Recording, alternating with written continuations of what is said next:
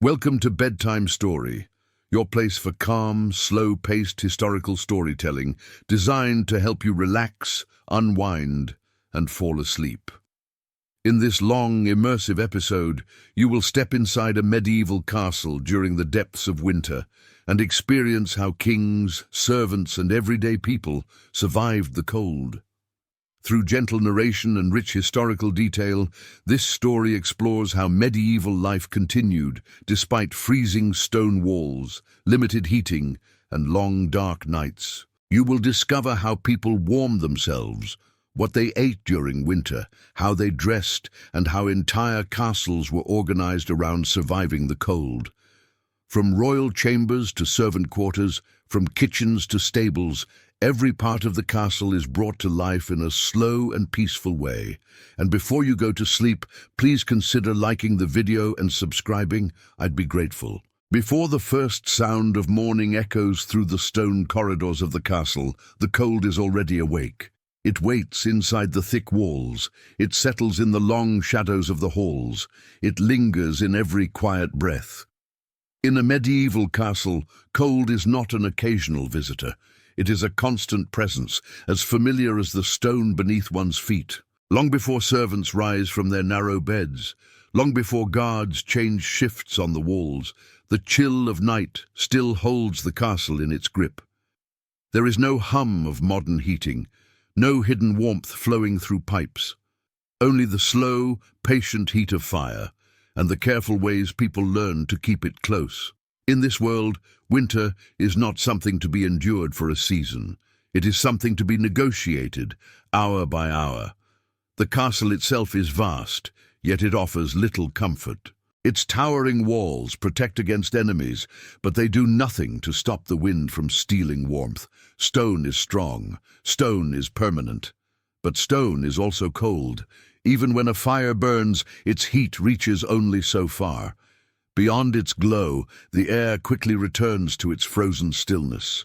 In the chambers of the lord and lady, thick tapestries hang from the walls, not for beauty alone, but for warmth. Woven with scenes of hunts, of saints, of distant lands, they trap pockets of warmer air against the stone. To a modern person, a tapestry might seem decorative. Here, it is a shield. Heavy rugs lie across the floors, layered one atop another.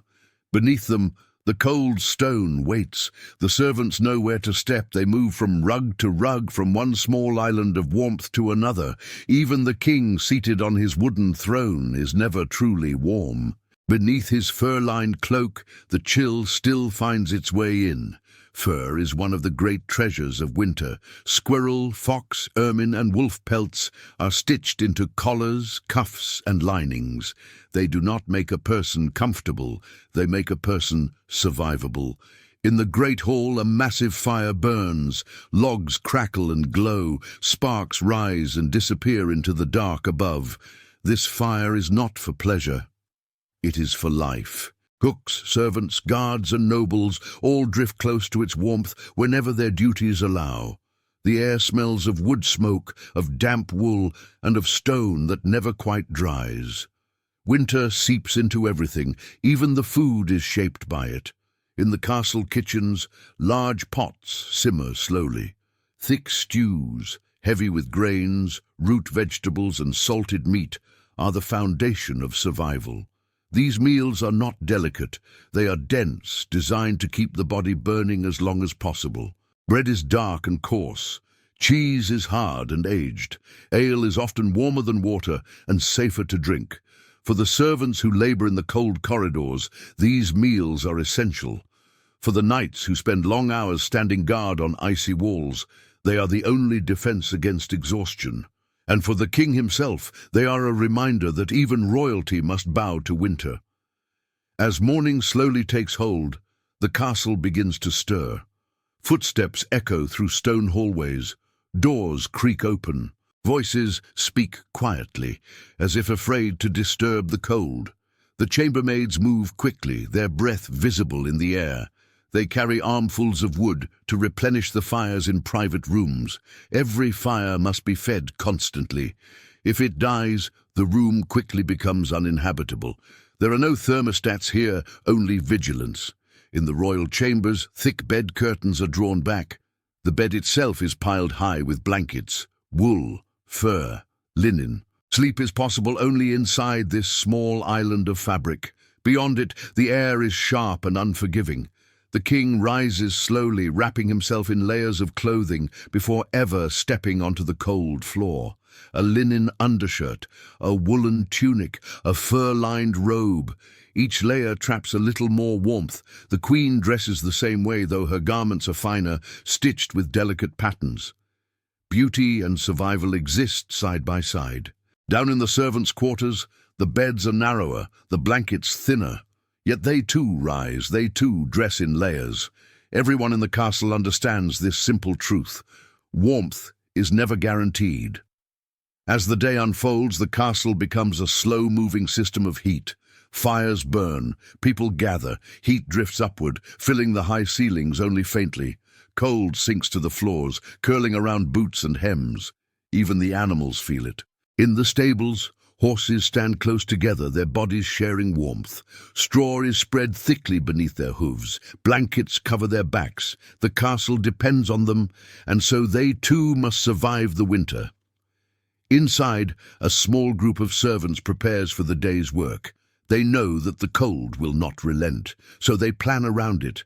Tasks are organized to minimize time in unheated spaces. Supplies are moved when the sun is highest. Meals are served warm and often. Even the rhythm of the castle changes. Winter slows everything. In the warmth of the great hall, a few nobles gather for quiet conversation. Their breath no longer fogs the air here, but their hands remain close to the fire. Talk is subdued. Movement is careful. In winter, no one wastes energy. Outside, the world is frozen. Inside, life continues, held together by fire, fabric, and patience. And as the castle settles into its slow winter rhythm, everyone, from the king to the lowliest servant, is bound by the same fragile thread, the simple, steady search for warmth. As the hours of the day slowly pass, the castle begins to reveal its deeper rhythms. The fires are no longer new. Their flames have settled into steady, glowing beds of embers. Heat radiates softly outward, touching the nearest bodies and fading into cold just a few steps away. In the corners of rooms, frost sometimes forms on the stone, a silent reminder of how thin the line is between warmth and winter. Servants move through narrow corridors, carrying baskets of firewood. Their arms ache. Their fingers are numb, yet they do not stop. Wood is more valuable than gold in winter. In the castle's storerooms, great stacks of logs are carefully guarded. Every piece of wood represents hours of warmth. Every missing log means a colder night. The steward keeps careful records. How much was burned today? How much remains? How long the winter is expected to last? To miscalculate is to invite suffering. In the kitchens, cooks tend the great hearths. Huge iron cauldrons hang above the flames, filled with soups that never seem to stop simmering. They bubble slowly, thick with barley, beans, and pieces of salted meat. These stews are kept hot all day, so that anyone who passes can dip a ladle and feel warmth spread through their body. Bread is baked early, while the ovens are hottest. The loaves are heavy, dark, and dense. They are not meant to be light. They are meant to last. In winter, nothing is wasted.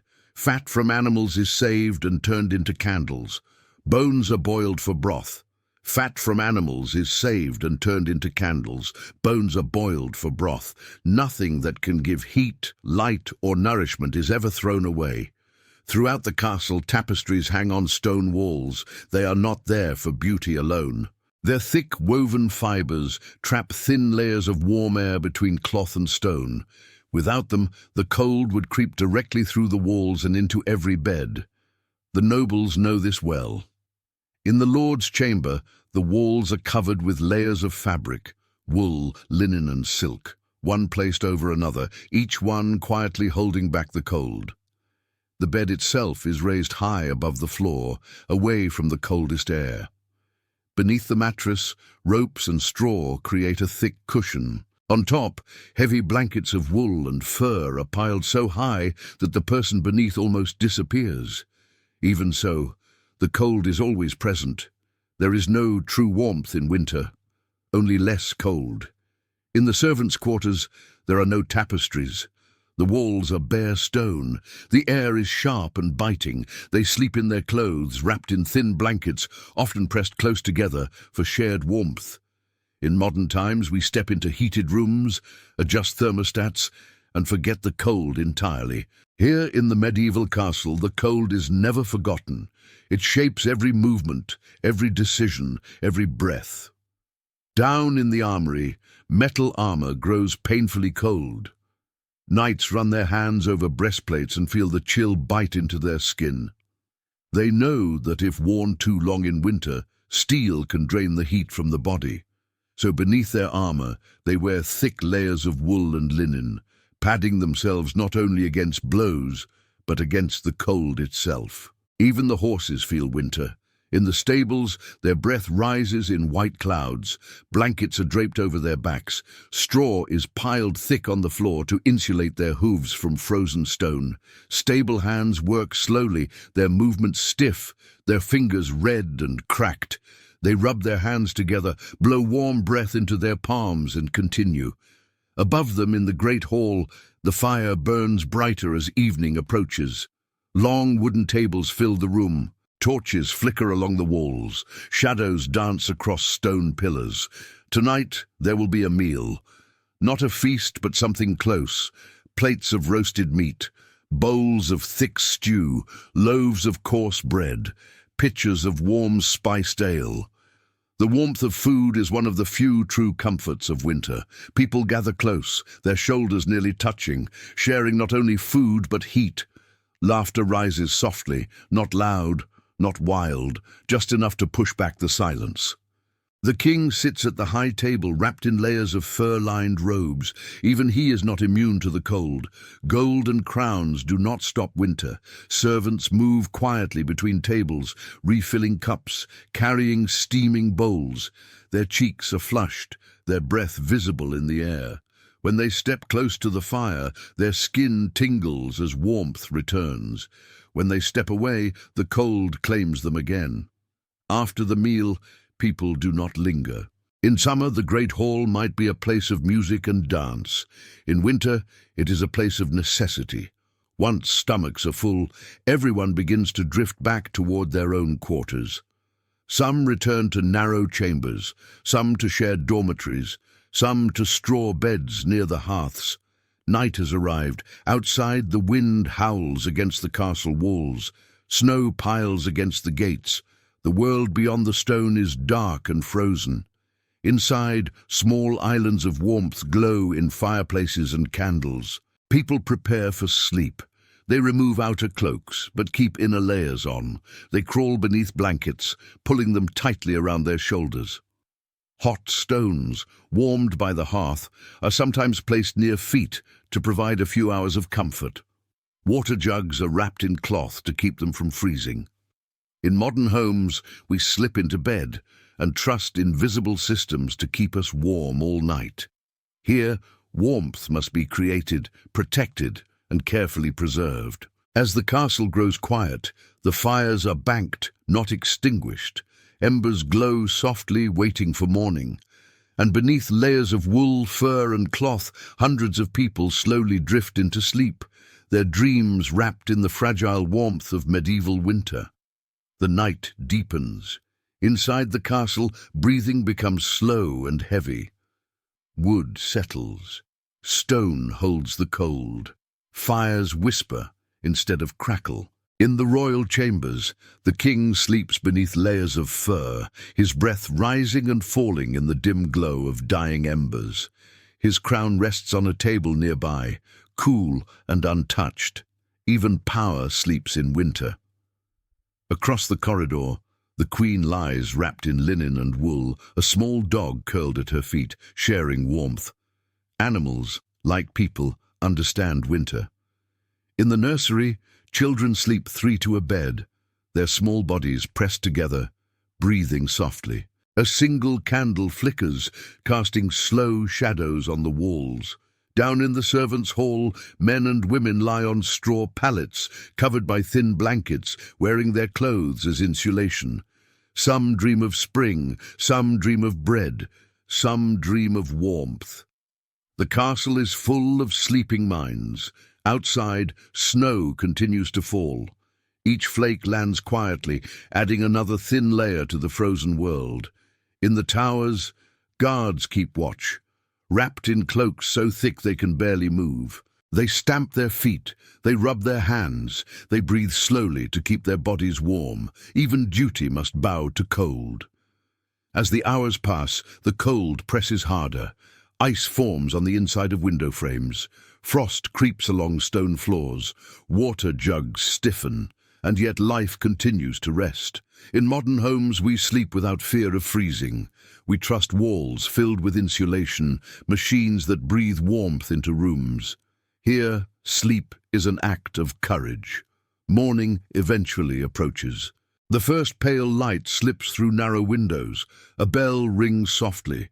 The castle begins to stir. Servants rise first. They pull on stiff, cold clothing. They hurry to the hearths, feeding the fires. Flames return, slowly warming the air. Steam rises from breath and kettles. In the kitchens, porridge is stirred. Bread is warmed. Water is boiled. The scent of food spreads, bringing people fully back to life. The king wakes. The queen wakes. Children stretch beneath blankets. Another winter day has begun, and just as yesterday, every moment will be shaped by the quiet battle between cold and warmth. People will work, they will eat, they will gather near fires, they will wrap themselves in cloth and fur, they will endure. In a medieval castle, winter is not an event, it is a way of life. And as the firelight dances once more across stone walls, the castle continues its slow, steady rhythm, carrying its people through the long, cold season, one quiet breath at a time.